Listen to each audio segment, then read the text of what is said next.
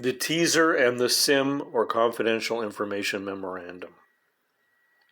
As part of the listing process, and in order for your intermediary to be able to provide good and accurate information to a prospective buyer, they will need to assemble the following information. Starting your work now and being ready for the intermediary is key to selling faster and for more.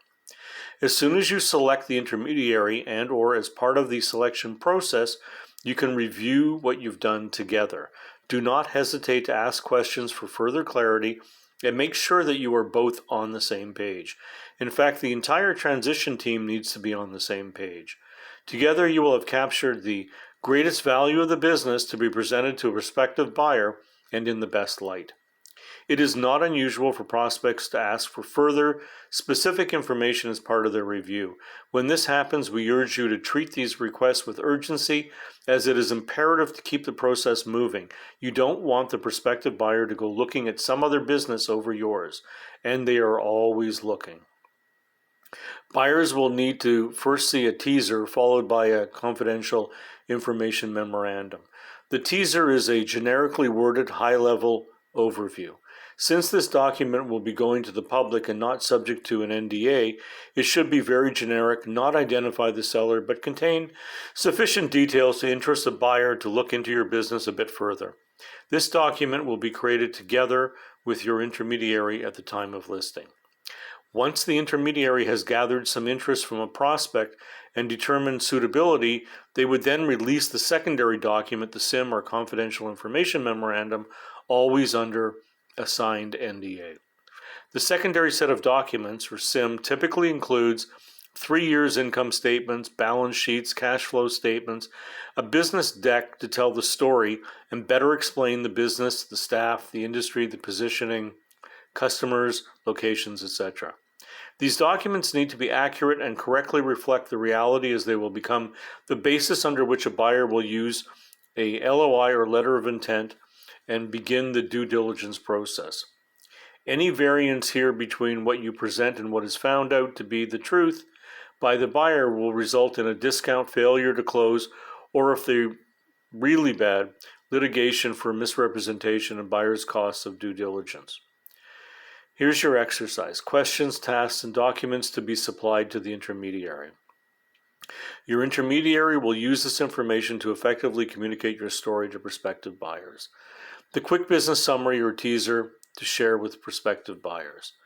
The detailed confidential information memorandum, which is only ever shared subject to your approval, and a prospect that has been vetted by the intermediary and who has been entered into an NDA with you. And C, they will also use this knowledge to help validate and discuss the business further with prospects who have received a CIM and provided a signed NDA. The information to be assembled will include the following and likely some additional items particular to your selling situation, company, and industry. Here we go. A brief history of how your business came to be, significant events, items that help paint a story. These may be the same items you would relate to a new or prospective client. The last 3 years of accountant-prepared financial statements, income statement, balance sheet, and cash flow statements for the business. If more than one financial entity, then provide similar documents for each or a consolidated set of statements. Indicate intra-company transactions and whether all statements are prepared to the same accounting and revenue recognition standards.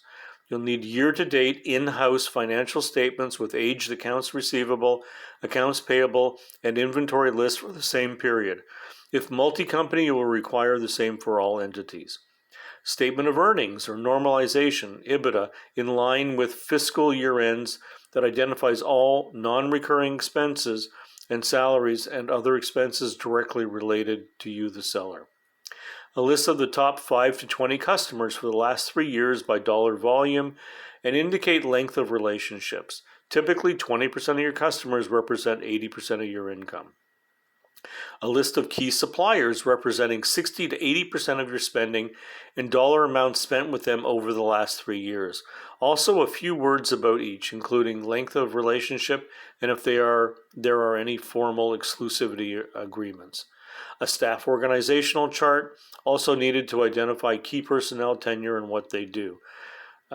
Brief biographies for each of the key personnel identified in the org chart.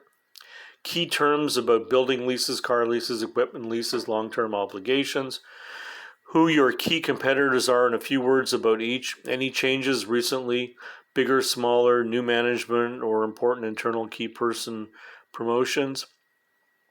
Who manages your supplier relationships? Will there be an impact by your selling or easing back your personal involvement? And how long do you think it would take to transition back to normal? Who manages your top customer relationships, as in number 5? Will there be an impact by your selling or easing back your personal involvement? And how long do you think it would take to transition back to normal? What is the typical sales process and marketing outreach program? This question can be answered at a high level for now and will be required to be provided in more detail as you go through further buyer discovery. There'll be general questions, and here are some of them. What are some of the potential barriers to entry of others into this market? How and why are you winning business? Why do customers keep coming back? Change in any key customers over the past 3 years, and if so, why? Change in any key staff in the past 3 years, and if so, why? Do you have ongoing contracts with customers or commitments?